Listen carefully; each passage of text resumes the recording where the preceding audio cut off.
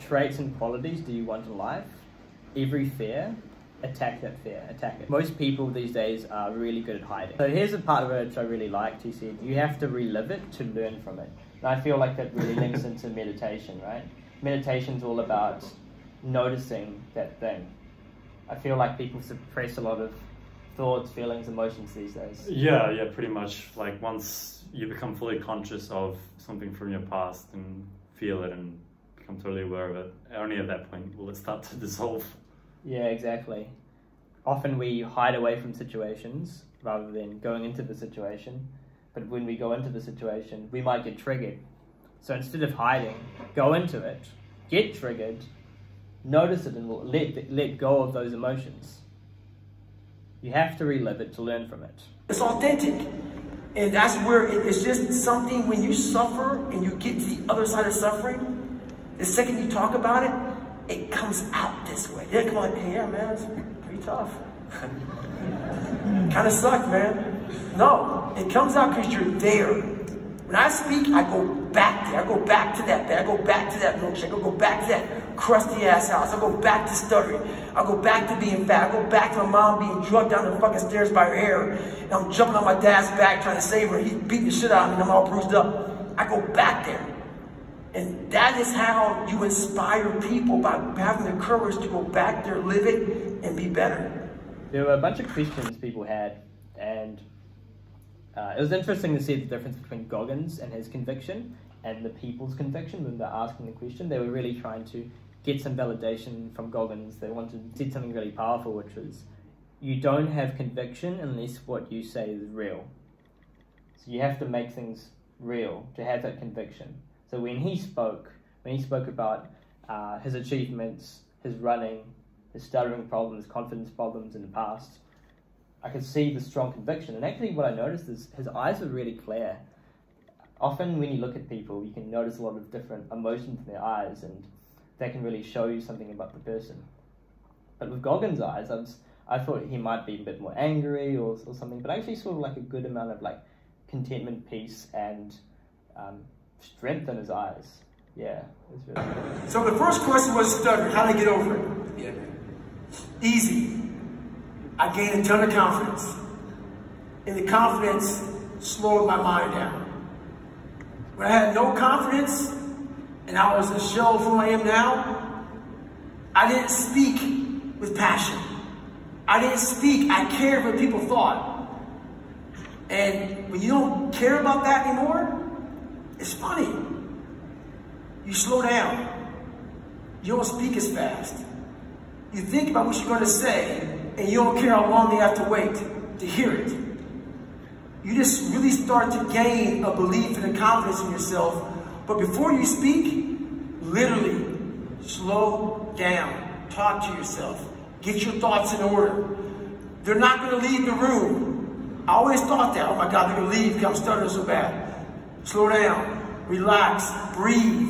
I call it 4-4-4. Before you go into a big thing, any big engagement, before your podcast, before you talk to a major group, 4 seconds breathe out, 4 seconds breathe in for 4 minutes.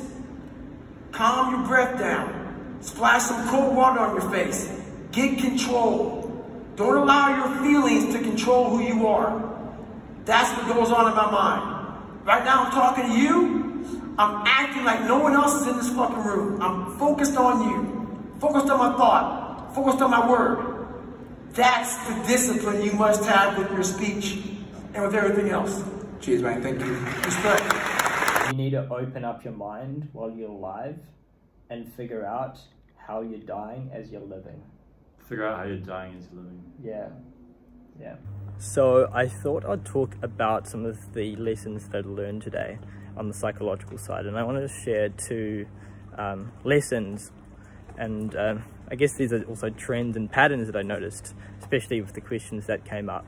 The first trend was that many people asked how to, and this was phrased in many different ways, and the question basically was that people deeply care about what other people think of them, and that is preventing them and blocking them from taking the action that they want to do or living the life they want to live. but they don't realize they're doing this.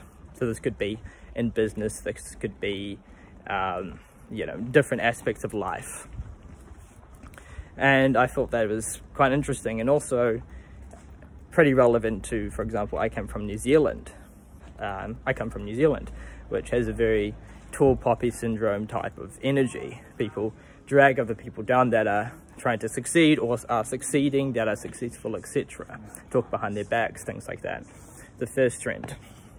But it's interesting to see it's also relevant universally in Australia, everywhere else.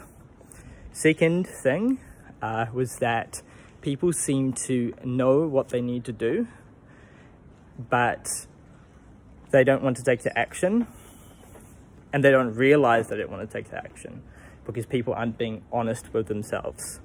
So this whole saying, people know what they need to do, but they don't really want to do it, and they don't realize they want to do it. Don't want to do it either. It's like there's some conscious mind blocking them. And so it's cool to see David's honesty when people said, hey, I really want to get this, but blah, blah, blah, blah, and made this whole story up. And David is pretty much like, do you actually want that? Do you actually want that? Be honest. That's how I talk to myself. At 24, you had to think about something that you want to fucking do. Are you doing it? I'm doing it, but it's like... But,